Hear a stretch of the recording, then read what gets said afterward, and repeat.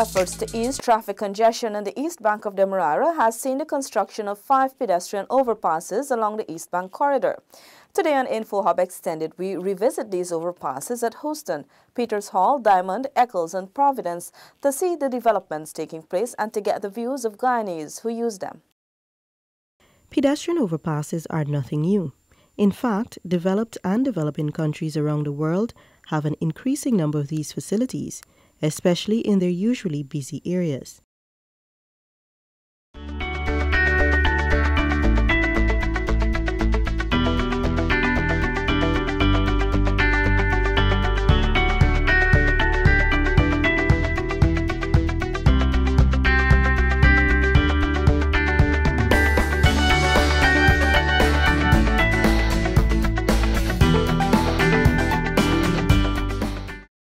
Overpasses allow for the uninterrupted flow of pedestrian movements separate from vehicle traffic and vice versa. Sometimes it is necessary to completely separate pedestrians from vehicular traffic.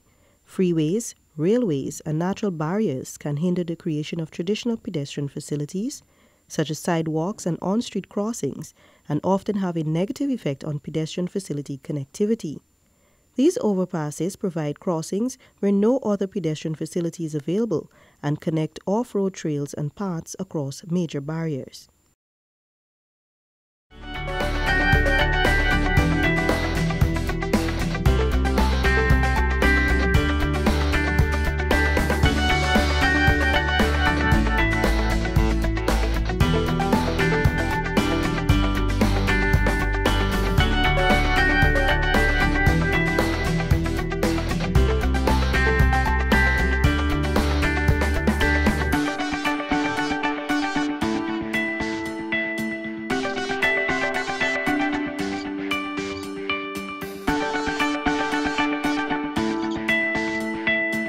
The East Bank Demerara Road has been known to be one of the busiest in Guyana, as it provides linkages to not only the villages along the way, but to the Demerara Harbour Bridge, which leads to the Essequibo Islands, West Demerara, and beyond.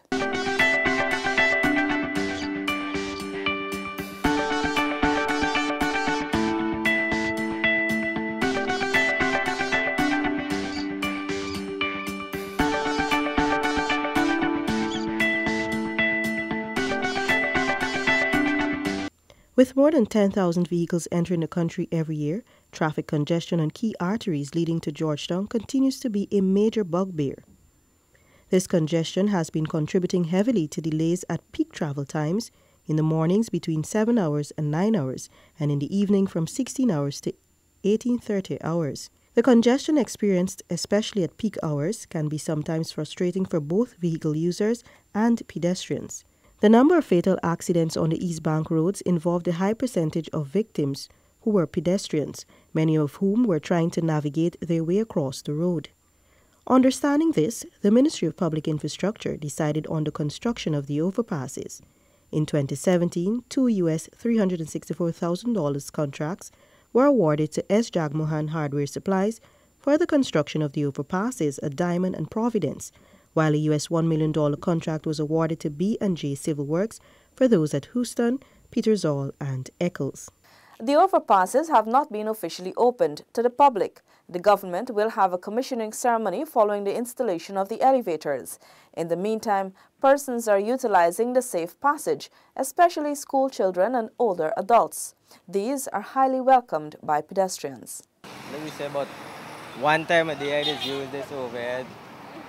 And it's quite tiring in and out, but it's more safe other than crossing the road. Example, the one Providence area is fine boards, bottles and so on, all things and stuff. So I think what we need to maybe get somebody here and put somebody like a guard or something like that, right? And put somebody here, just in place, and then you have also what happens at one Houston there with school children doing their own thing and so forth.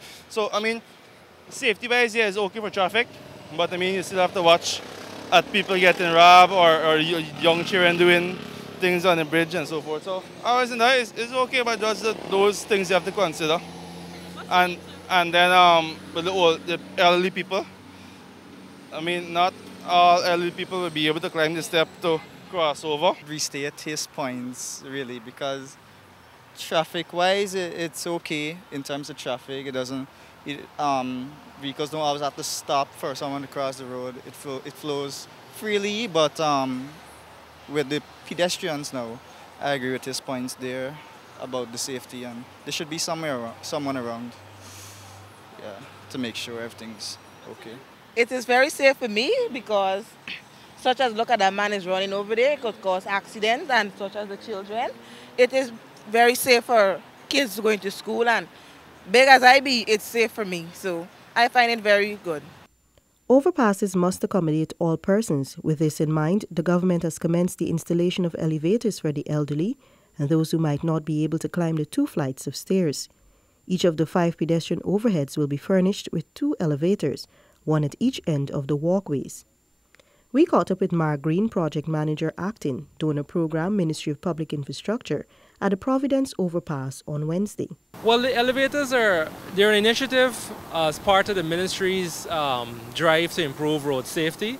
Minister Patterson, Minister Ferguson, they're very high on ensuring that, we can protect the most vulnerable road users. When this project is completed, at the 5 locations, which are Eccles, Houston, Peters Hall, Diamond, and Providence, as a pedestrian, you can comfortably cross the 4-lane highway without being affected by speeding cars or any difficult circumstance. The elevators are there to ensure that maybe if you're not feeling well, or persons with disabilities, senior citizens, pregnant women can all safely use the elevators to get up onto the overpass, walk over, and then exit through another elevator. Green had earlier said that the elevator installation process would take some 5 weeks from the period of commencement. Trinidad company RBM Lifts Limited is installing and commissioning the elevators, and RM Engineering is overseeing the process. Director of RM Engineering Rashid Mohammed said the project is on schedule. Okay, the scope of work involves pile foundations, structural steel superstructures, and signage together with elevators. All structural steel aspects, foundations, etc. are completed. The remainder of the works now is basically the installation of the elevators. Studies have shown that many pedestrians will not use an overpass or underpass if they can cross at street level in about the same amount of time. But according to Green, utilizing the facility is for everyone's safety. It's important that we protect our human resource. Every life or every fatality denies the country the ability of persons or human resources to contribute to our development.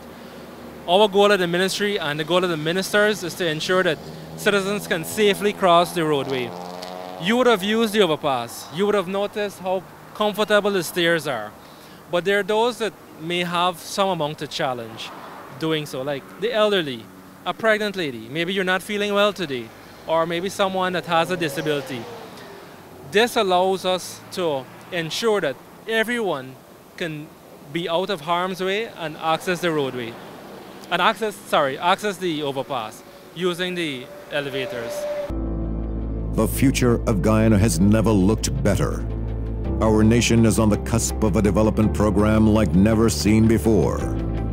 While Guyana is now emerging as an energy giant through the discovery of massive reserves of oil and natural gas, it is your government's intention that the huge benefits emerging from this will go where it matters most, to you, the people of this beloved country. There is a surge of confidence in the way Guyana is governed once again, and the level of investor interest is unprecedented.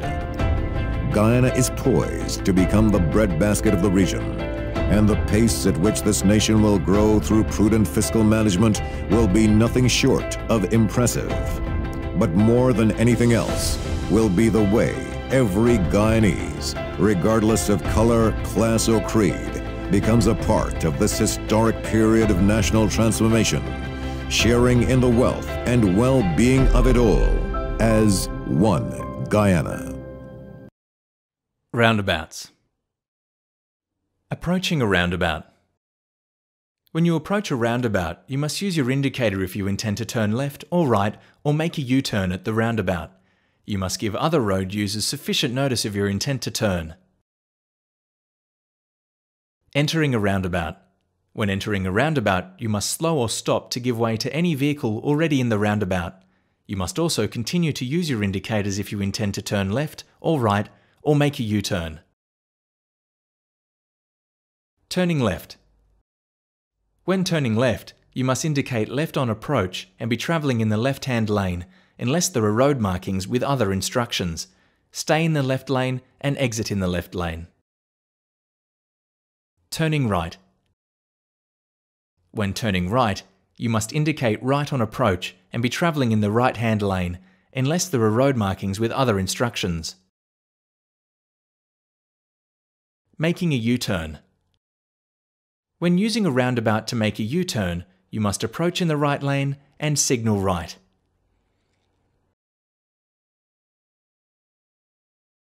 Changing lanes in a roundabout.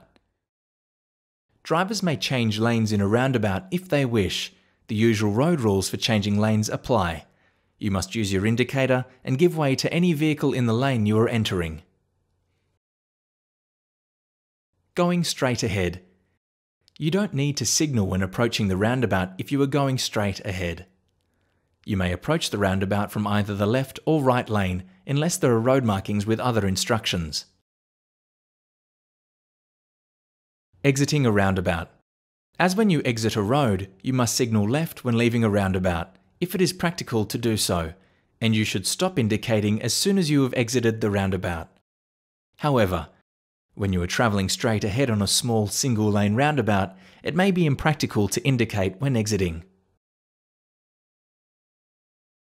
These overpasses are critical to bolstering road safety and demonstrates the government's commitment to ensuring the safety of all road users in the country.